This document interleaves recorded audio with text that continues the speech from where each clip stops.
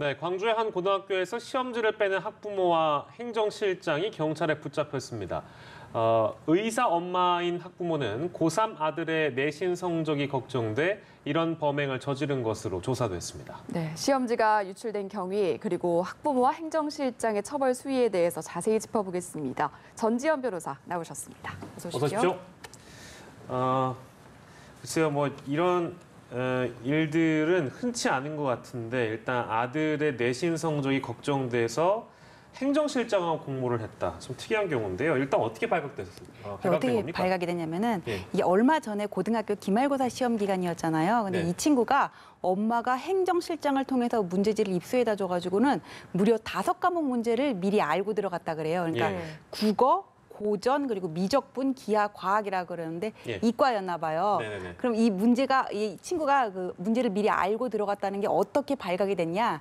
이 친구가 양심에 찔렸는지 아니면 원래 좀 입이 가벼운 건지 자기가 미리 알고 있는 문제지를 메모지에 적어가지고 다니면서 친구들한테 얘들아 내가 예상 문제를 알려줄까? 힌트 그러면서 이렇게 알려줬다는 거예요. 그런데 이 친구들이 보니까는 이 친구들이 힌트라고 알려줬던 문제가 그대로 나오니까는 이상하다 그러고 학교에다가 지금 고발을 한 그런 상황인 거죠. 네, 일단 지금 경찰에서 조사를 하고 있습니다만 유출 경위에 대해서는 학부모 그리고 행정실장의 진술이 엇갈린다고 하는데 어떤 점에서 엇갈립니까? 그러니까 행정실장은 문제지를 복사해서 전해줬다 이렇게 얘기를 하고 그다음에 학부모, 여의사라 그러죠. 이 학부모는 사진을 찍어서 전달받았다 이렇게 얘기를 하고 있다 그래요. 너무나 명확한 사실을 지금 둘 중에 하나는 거짓말을 하고 있는데 이거는 제 개인적인 추정입니다만 행정실장의 말이 맞지 않을까 그냥 그런 생각은 들거든요. 그게 왜냐하면은 문제지를 복사를 해서 전해주려면 직접 만나서 줘야 되는 거잖아요. 그렇죠. 근데 이렇게 사진을 찍어서 보내줄 거면 직접 만날 필요가 없습니다. 근데 우리가 어떤 거를 부탁을 하고 대가를 약속해서 그 대가를 줄 때는 그 부탁한 임무를 수행하고 나서 이렇게 만나서 주잖아요.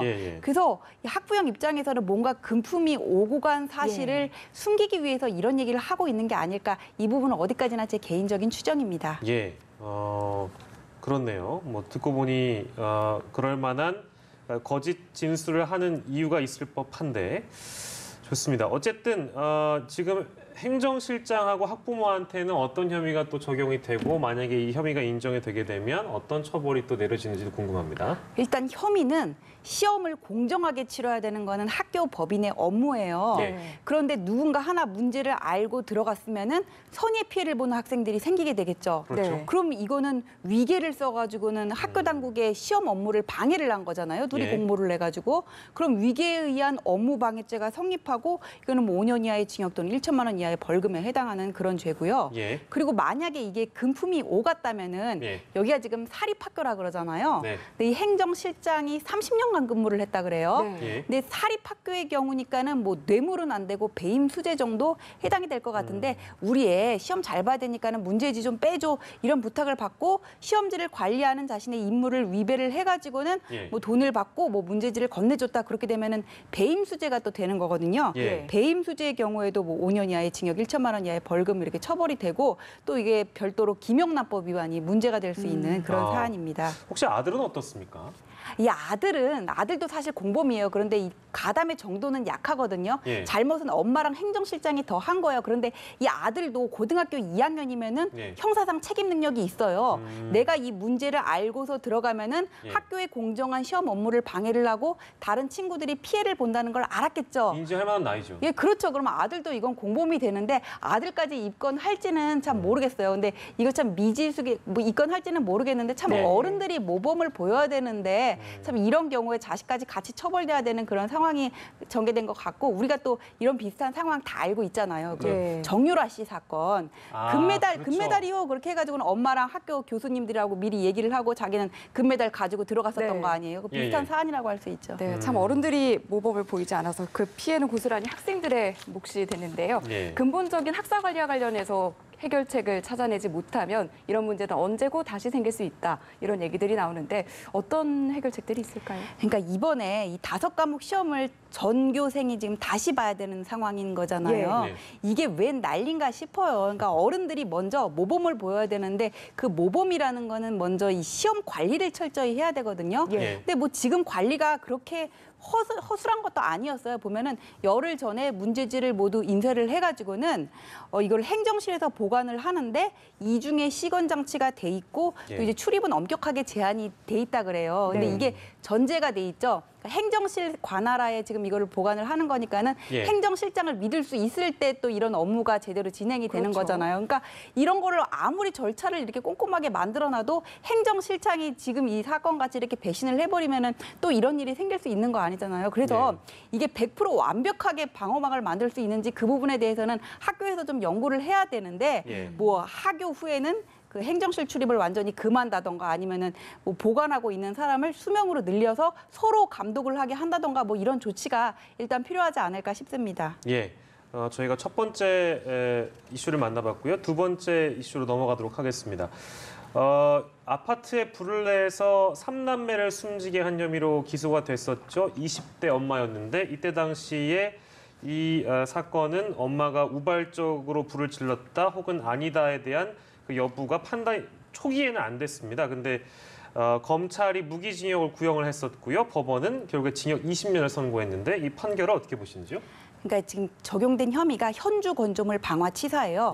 무슨 얘기냐면 스스로 불을 내 가지고는 아이들을 죽게 했다 이건데 이 아이들의 사망 자체에 대해서도 미필적 고의가 있다고 봤어요.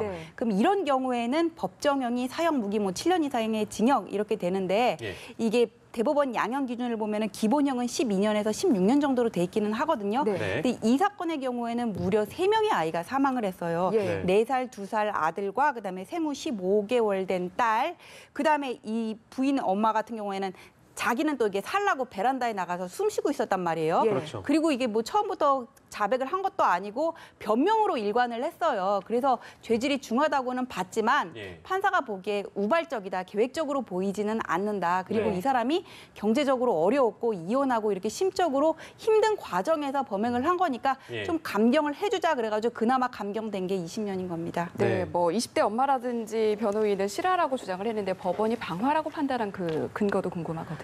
경찰에서는 실화라고 봤는데 이제 검찰에서 이제 방화로 바뀌었어요. 근데 실화와 방화의 구별은 방화의 고의가 있냐 없냐 그거거든요. 그러니까 엄마가 주장했던 건 실화예요. 내가 이제 담배를 피우고 담뱃불을 비벼 껐는데 이게 그냥 불로 번졌다 이렇게 했는데 검찰 수사기관에서 이제 조사를 해보니까는 이 집에 있었던 그 이불이 담뱃불 비벼 끈 정도로 불이 안 난다는 거예요. 그러니까 뭐 라이터 같이 어떤 발화물을 직접적으로 갖다 대야지 불이 나는 그런 재질이었다고 하거든요.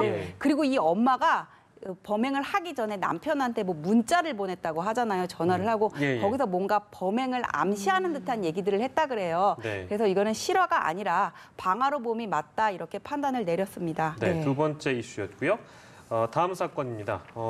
이건 뭐 굉장히 큰 충격을 안겨줬던 사건이라서 관악산에서 있었던 여고생 집단 폭행 사건에 대한 내용인데요. 저희가 앞서서 짧게 여러분들께 보도를 해드렸습니다.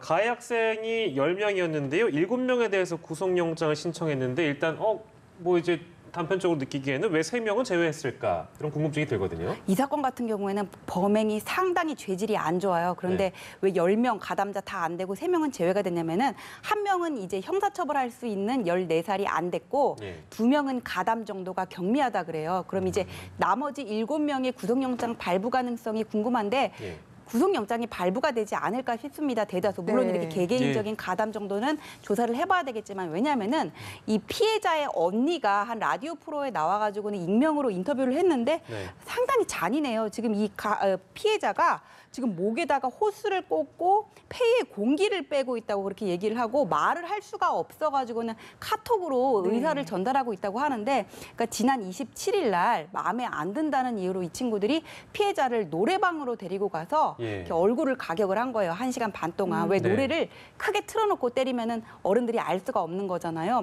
그러고 나서 이제 CCTV가 없는 관악산으로 데리고 가가지고는 5시간 넘게 뭐 누구는 팔, 누구는 다리, 누구는 뭐 배 부분 이런 식으로 나눠가지고는 폭행과 또 이렇게 성추행을 했다 그러거든요. 그런 다음에 이제 주동자의 집으로 가서 감금을 시켰는데 그러면서 또 이 친구가 도망을 가거나 어디 연락하지 못하게 피해자의 유심칩에 그 핸드폰에 있는 유심칩이랑 그 가해자 중에 한 사람에 있는 핸드폰에 있는 유심칩이라는 게 바꿔놨대요. 근데 이제 피해자가 감금돼 있는 상태에서 그 유심칩 바꿔 낀 핸드폰을 발견을 하고 엄마 나 좀 살려줘 이렇게 엄마한테 문자를 보내가지고는 경찰에 이게 신고가 된 그런 사안입니다. 그러니까 이게 죄질이 너무 안 좋기 때문에 네. 그리고 CCTV가 없는 산으로 갔다거나 이렇게 유심칩을 바꿨거나 했던 부분이 너무 이렇게 지능적이잖아요. 그래서 이게 지금 대다수의 학생들은 그 구속을 피할 수 없지 않을까 그렇게 예상이 됩니다. 네, 비단 이번 사건뿐만 아니라 청소년 범죄가 날로 심각해지고 있는 상황인데요. 이렇다 보니까 이 형사처벌이 가능한 나이를 만 13살로 1살 낮추는 방안이 추진되는데 이런 부분들이 청소년 범죄를 좀 줄이는데 어떤 영향을 미칠지 생각해보세요. 이거 자체만 보면 큰 영향은 없을 것 같아요. 예. 그러니까 형사처벌 가능한 연령을 낮추자는 얘기는 계속 있었어요. 예. 왜냐하면 네.